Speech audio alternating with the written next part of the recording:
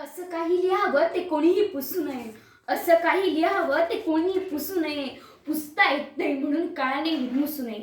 असाच काहीसा इतिहास लिहून ठेवलाय पुसता न येणारा, ज्या इतिहासानं शिक्षण पर्वात एका नवीन क्रांतीचा उदय केला.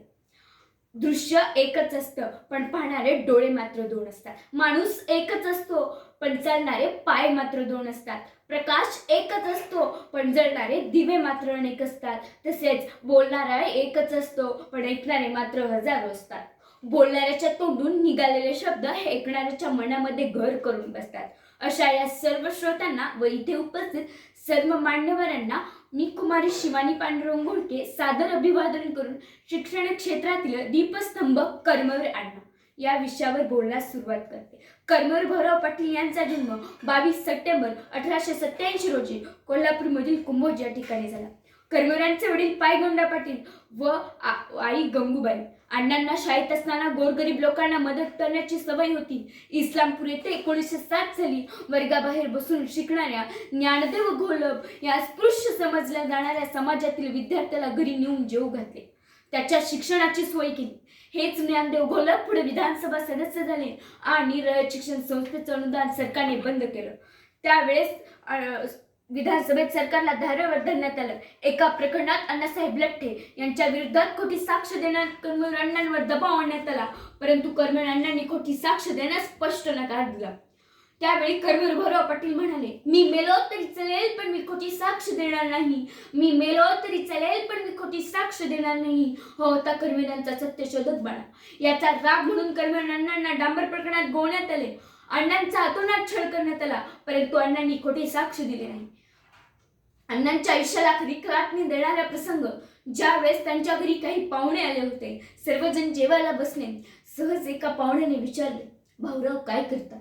त्यावेळी त्यांचे वडील म्हणाले, काही नाही, फक्त 2 वेळचं जेवण करतात आणि गावभर फिरतात. हे शब्द ऐकल्यावर लक्ष्मीवहिनींच्या डोळ्याला पाणी आलं.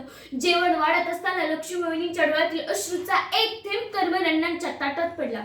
अपमान सहन न झाल्याने अण्णा ताडकन उठले आणि कोरेगाव ते साताऱ्यात पायी चालत गेले. त्यावेळी त्यांच्या खिशात पैसा नव्हता, कोणाचा आधार नव्हता. काय करावं काही समजत नव्हतं, परंतु एकच गोष्ट डोक्यामध्ये होती की स्वतःला सिद्ध करून दाखवायची. आनंदी जीवनाची फळे शिक्षणाची मुळे. जिद्द आणि आत्मविश्वासाने मन माझे तळमळे. ते फक्त कर्मवीरांमुळेच, ते फक्त कर्मवीरांमुळेच. काही दिवस त्यांनी किर्लोस्कर कंपनीचे नांगर विकण्याचे काम केले. तेव्हा संपूर्ण महाराष्ट्रभर फिरत असताना त्यांच्या लक्षात आले की माझ्या महाराष्ट्रात खूप अज्ञान आहे. शिक्षणाच्या दृष्टिकोनातून जो वर्ग मागासलेला आहे त्या वर्गातील मुलांना निशुल्क शिक्षण मिळावं. वेगवेगळ्या धर्मातील, पंथातील, जातीतील, खेडोपाड्यातील गोरगरिबांच्या मुलांना शिक्षण मिळावं या उद्देशाने कर्मवीर अण्णांनी 4 ऑक्टोबर 1919 साली कराडमधील काले येथे बोर्डिंग सुरू केले. हेच रयत शिक्षण संस्थेचं छोटंसं रोपटं होय.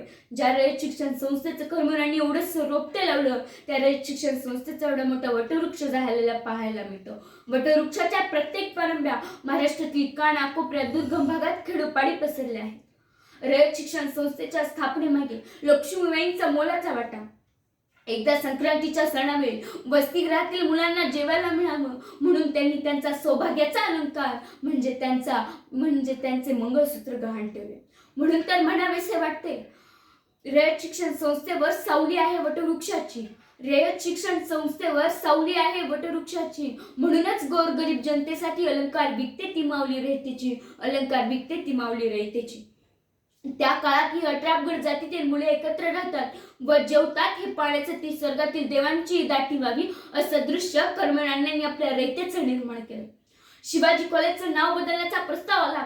त्यावेळी कर्मवीर भाऊराव पाटील म्हणाले, एक वेळ जन्मदात्या बापाचं नाव बदलील, एक वेळ जन्मदात्या बापाचं नाव बदलील, पण वसतिगृहाला दिलेलं शिवाजी महाराजांचं नाव बदलणार नाही असे छाती ठोकपणे सांगणारे कर्मवीर अण्णा.